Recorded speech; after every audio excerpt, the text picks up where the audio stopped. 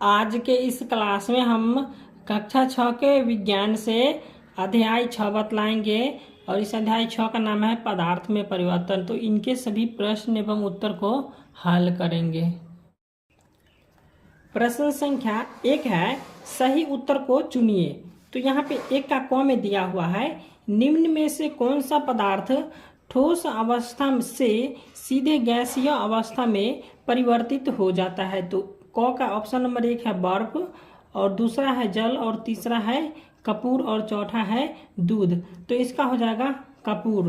कपूर जो है सो एक दवा की तरह, गोटी की तरह होता है, जिसमें हम आग पकड़ाते हैं तो उसमें से जो है सो गैस निकलने लगता है। ठीक है, तो इसमें आग पकड़ लेता है, तो यही हो गया। ठीक है, अब यहाँ पे ख में है, बिना उबाले हुए अंडे का द्रव गर्मी पाकर बदल जाता है। तो यहाँ पे ठोस अवस्था में हो जाता है। ठीक है, तो ये हो जाएगा ठोस। अब यहाँ पे गौर नंबर प्रश्न है, निम्न में से कौन सा पदार्थ सामान्य रूप से पदार्थ के तीनों अवस्था में पाया जाता है। तो ये जो है सो जल हो जाएगा, जो कि ठोस, द्रव एवं गैस तीनों अवस्था में पाया जाता है।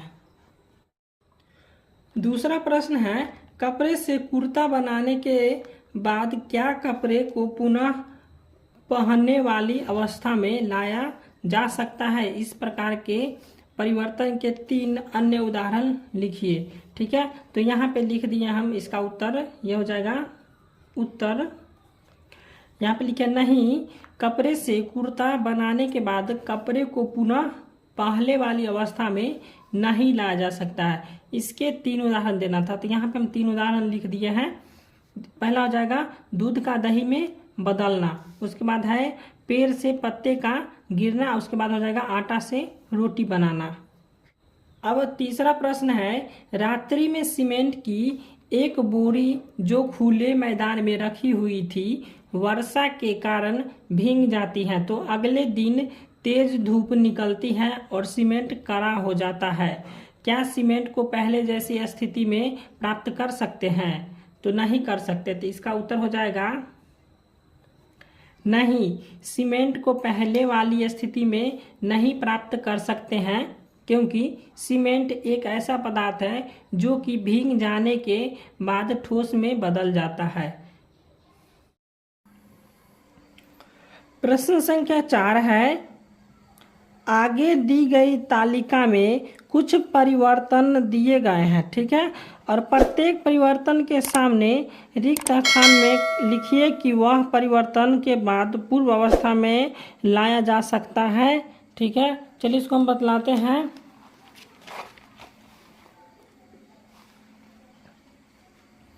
यहाँ पे दिया हुआ है या नहीं। ठीक है, ये हम लिख लिए परिवर्तन, इधर लिख लिए पूर्व अवस्था में लाया जा सकता है, हाँ या नहीं।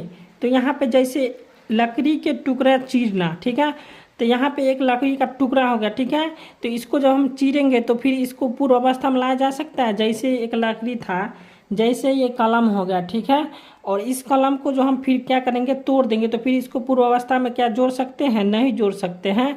तो इसी को हम क्या कहेंगे, जो है यहाँ पे नहीं आ जाएगा। ठीक है, अब यहाँ पे आइसक्रीम का पिघलना, तो आइसक्रीम जो है सो पिघल सकता है, फिर उसको क्या करेंगे, फ्रिज में रख देंगे तो वो फिर जम सकता है, इसलिए यहाँ पे हो जाएगा हाँ, इसको पूर्व अवस्था में लाया जा सकता है। अब यहाँ पे है नमक का जल में घुलना, तो नमक जल में घुल जाएगा लेकिन फिर वह नमक में बदल जाएगा। ठीक है, तो ये हो जाएगा हाँ, इसको पूर्व अवस्था में लाया जा सकता है। अब यहाँ पे लिखा हुआ है दूध का दही में बदलना, तो दूध से तो दही में बदल सकता है फिर, लेकिन दही से फिर दूध में नहीं बदल सकता है। ठीक है, तो इसलिए यहाँ पे हो जाएगा नहीं।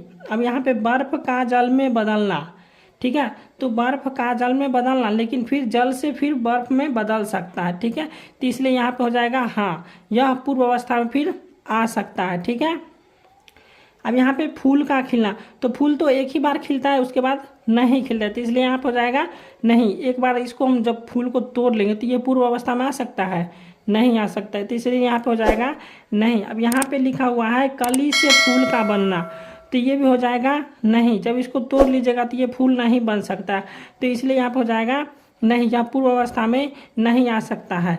यहाँ पे फिर पेड़ से पत्ते की गिरना, तो जब पेड़ से पत्ता टूट सकता है एक बार तो फिर उसको जोड़ा नहीं जा सकता है, इसलिए यहाँ पे हो जाएगा नहीं, यह पूर्व अवस्था में नहीं लाया जा सकता है। फिर यहाँ पे लिखा मोमबत्ती का जलना, तो ये मोमबत्ती जल सकता है, फिर इसको हम पूर्व अवस्था में ला सकते हैं, तो इसलिए यहाँ पे हो जाएगा हाँ। अब 5वां प्रश्न है, गाड़ी के पहिए में लोहे की रिम को गर्म करके पहिए में लगाया जाता है तथा खुलता नहीं है, तो लोहे की रिम को गर्म करने तथा ठंडा करने पर उसके आकार में क्या क्या परिवर्तन हो रहा है।